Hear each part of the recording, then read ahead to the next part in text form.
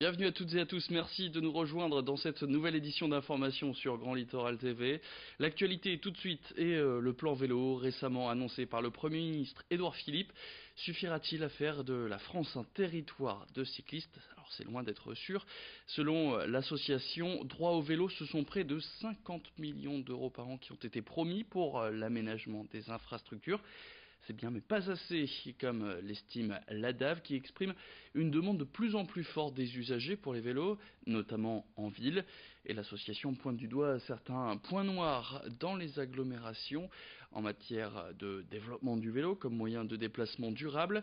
Ce financement devrait néanmoins apporter, je cite, de confortables aménagements. Plus d'explications au micro de Margot Sailly. À Lille, on a pas mal de points noirs qui ont été identifiés dans le cadre d'un gros projet, ce qu'on appelle un schéma cyclable. Donc c'est répertorier toutes les liaisons qui sont à améliorer, aménager. On a encore pas mal de points qui ne sont pas encore dans les projets parce que pour manque de financement. On espère que ce cofinancement permis par l'État permettra à la métropole européenne de Lille d'accélérer encore les projets de façon à ce qu'on ait un réseau qui soit continu. Lille a voté il y a 2 ans un financement, un budget de 30 millions d'euros jusqu'à la fin du mandat, donc en 2020. Et donc ce budget qui est intéressant parce que c'est la première fois qu'on a un budget sur plusieurs années et aussi important. En revanche, ce n'est pas encore suffisant pour traiter tous les problématiques liées aux infrastructures. Donc il y a encore des besoins de financement et ce plan national vélo pourrait y contribuer. Direction Calais maintenant, où la Maison pour tous a des nouvelles pensionnaires. Au début du mois de juin, 2 ruches ont été installées sur les toits, chacune abritant 20 000 abeilles. Et pour s'occuper de ces nouvelles voisines, 3 salariés de l'association ont été formés à l'apiculture. Des abeilles déjà très efficaces puisque la première récolte a donné près de 13 kilos de miel. Les abeilles sont désormais en période d'hivernage. Avec ces installations, l'association affiche la volonté d'être un acteur de l'environnement au sein de la ville de Calais. Une volonté affirmée et affichée par Daniel Boulogne, le président de la Maison pour tous, au micro de Marine Kijek. C'est pas les abeilles domestiques, c'est pas non plus des sauvages, mais c'est vrai que les abeilles sauvages se font décimer sur la planète entière. Et donc ça permet en effet de lutter contre ce phénomène. Et donc on essaie d'apporter modestement notre pierre à l'édifice. Alors étonnamment, c'est le miel en général qui est recueilli en milieu urbain et souvent de meilleure qualité qu'en milieu rural, tout simplement parce que maintenant les communes ont interdiction d'utiliser des produits phytosanitaires, alors qu'en milieu rural, évidemment, avec l'agriculture, c'est pas tout à fait la même chose. Donc on a un miel qui est assez fabuleux, un mille fleurs apparemment.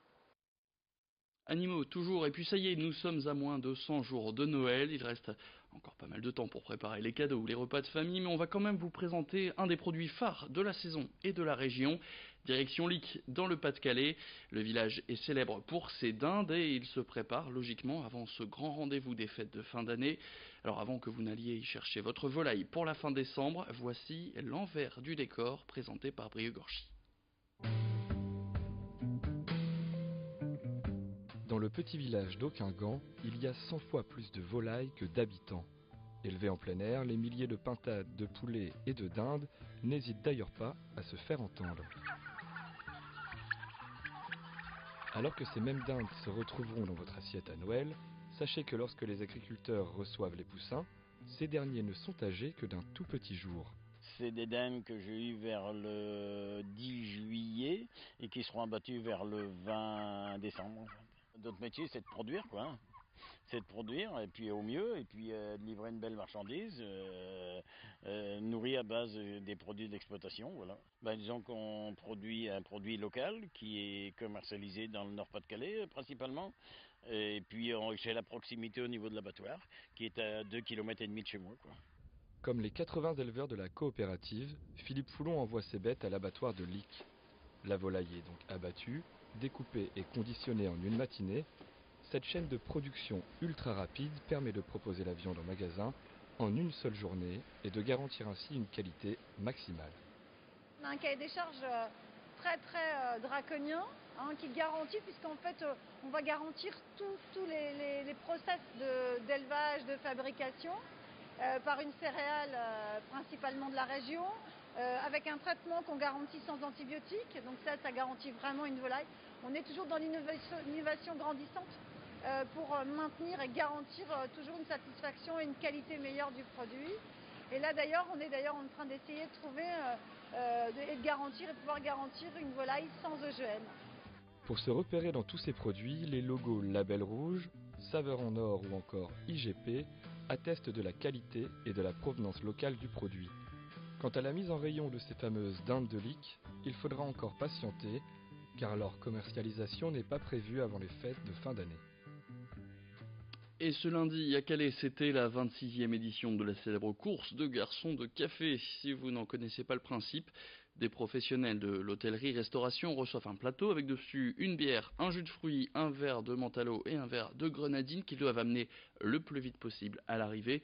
Et évidemment, le but est d'en renverser le moins possible, sinon les participants risquent une pénalité.